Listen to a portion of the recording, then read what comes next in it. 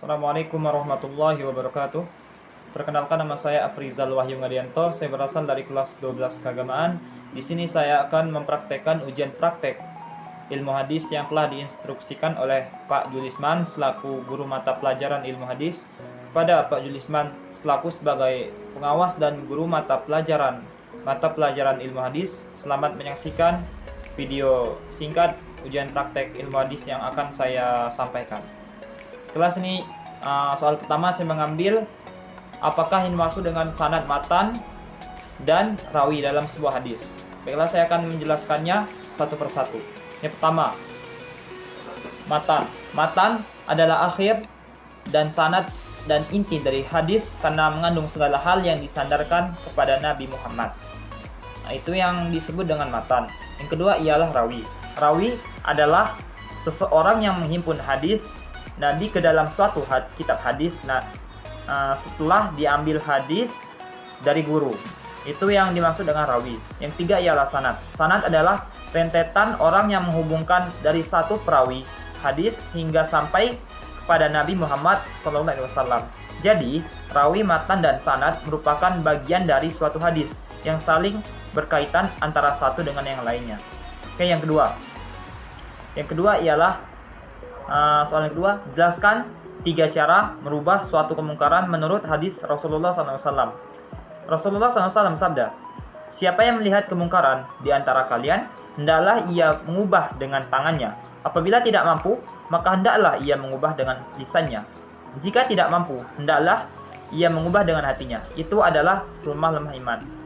Hadis yang saya sampaikan tadi merupakan hadis riwayat Muslim.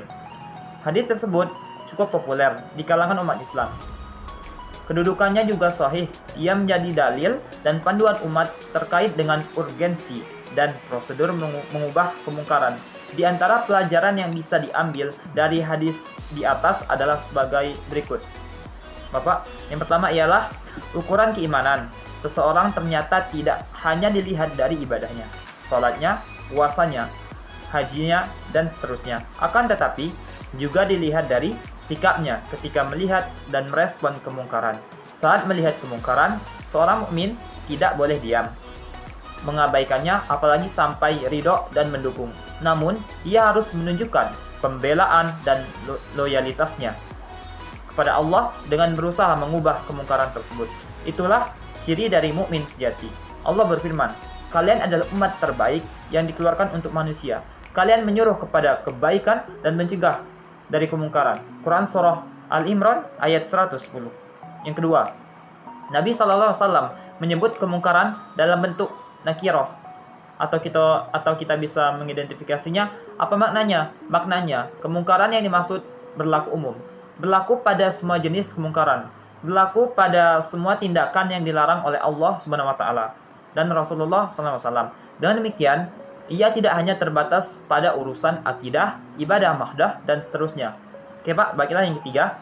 Yang ketiga, mengubah kemungkaran dengan tangan. Kekuasaan diletakkan oleh Nabi SAW dalam urutan pertama.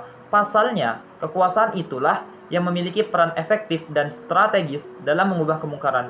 Apalagi kemungkaran yang telah terjadi saat ini begitu masif. Betapa banyak dakwah, nasihat, dan petuah agama disampaikan, tetapi menjadi kurang efektif saat dirusak oleh tayangan media dan regulasi kebijakan yang menyimpang. Mengubah kemungkaran menjadi sangat efektif ketika dilakukan lewat kekuasaan. Karena itu, dari sini dapat dipahami mengapa agama menyuruh memilih penguasaan yang beriman, yang Islam, yang berakhlak, yang taat dan pintar, karena ia akan bisa melakukan proses amar ma'ruf dan nahi munkar. Baiklah Pak, soal yang tiga. Soal yang tiga saya mengambil pertanyaan, ada 5 hak kewajiban seorang muslim dengan muslim lainnya. Sebutkanlah. Baiklah, yang pertama, menjawab salam. Yang kedua, menjenguk orang sakit. Yang ketiga, mengantar jenazah. Yang keempat, memenuhi undangan. Dan yang kelima atau yang terakhir, mendoakan yang bersin. Itu jawaban nomor 3 Pak. Selanjutnya saya akan menjawab nomor 4. Di sini saya nomor 4 memilih pertanyaan, apakah yang dimaksud dengan hadis hasan, hadis mutawatir, hadis sahih, hadis mardud, dan hadis makbul. Yang pertama, hadis hasan. Hadis hasan merupakan hadis yang diriwayatkan oleh perawi yang memenuhi kriteria hadis sahih, namun terdapat jalur lain yang bernilai hasan sesuai dengan rumusan At-Tirmizi. Yang kedua, hadis mutawatir. Hadis mutawatir ialah suatu hadis hasil tanggapan dari panca indera yang diriwayatkan oleh sejumlah besar rawi yang menurut adat kebiasaan mustahil mereka berkumpul dan sepakat berdusta. Yang ketiga, Pak. Yang ketiga ialah hadis sahih. Hadis sahih merupakan hadis yang disandarkan kepada Nabi Muhammad SAW, sanadnya bersambung, perawinya yang adil kuat ingatannya atau kecerdasannya, dan tidak ada cacat atau rusak terhadap hadis tersebut. Selanjutnya ialah hadis mardud. Hadis mardud adalah hadis yang tidak memenuhi syarat hadis sahih dan tidak pula syarat hadis hasan. Artinya, hadis mardud adalah hadis yang tidak jelas kebenaran riwayat yang disampaikan perawi. Secara bahasa, artinya yang ditolak dan tidak diterima. Seperti itu, Pak. Itu yang dimaksud dengan hadis mardud. Selanjutnya ialah hadis makbul. Hadis makbul adalah hadis yang memenuhi syarat-syarat untuk diterimanya riwayat dari uraian di atas.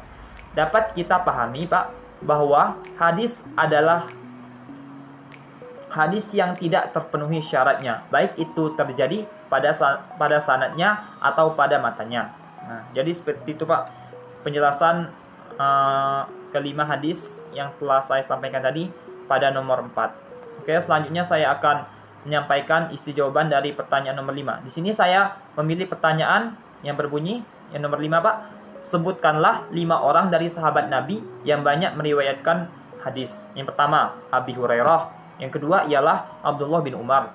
Yang ketiga, Anas bin Malik. Yang keempat, Aisyah bin Abi Bakar. Dan yang terakhir, yang kelima ialah Abdullah bin Abbas. Oke, Pak, mungkin hanya itu yang dapat saya sampaikan. Kurang dan lebihnya saya mohon maaf. Kepada Allah saya mohon ampun. Wabillahi taufiq wal hidayah. Akhirul kalam. Wassalamualaikum warahmatullahi wabarakatuh.